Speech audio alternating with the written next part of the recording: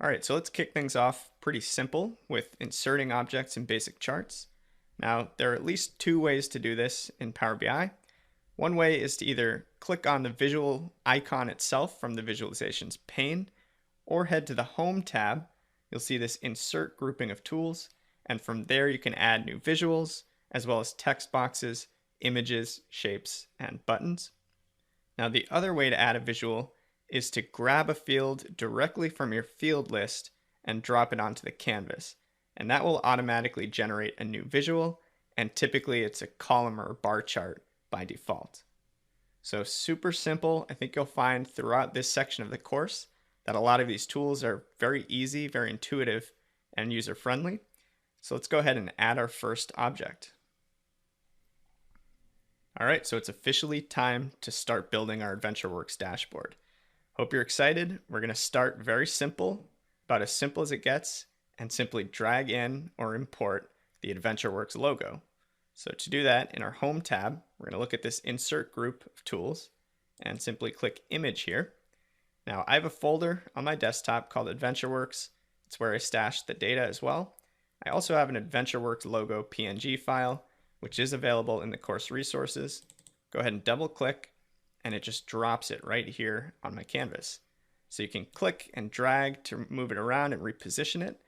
You can click and hover over the edges or the corners to resize, however you'd like. And we're going to be moving and tweaking this stuff quite a bit as we polish the design and layout. But for now, I want it somewhere right up here in the upper left corner of the dashboard. Now, taking a peek at some of these view tools, you can show the grid lines. And again, this is just a point of reference if you want to align your objects to horizontal or vertical lines. For now, I don't want that. We can snap our object to the grid. And that means when you move this around, it'll move kind of a chunky way. And it's chunking or snapping to an underlying grid. Again, another tool to help with alignment. So up to you if you want to enable or disable that one. And then lock objects is helpful. See, I can't even drag it and move it. And you'll see this can actually come into play once you have a number of different visuals on the same page. It can get very tough to kind of navigate through things without accidentally selecting and dragging your visuals. So that's the lock objects view. We're going to talk about the phone layout versus the desktop layout later on. And then page view, you can choose whatever option you want.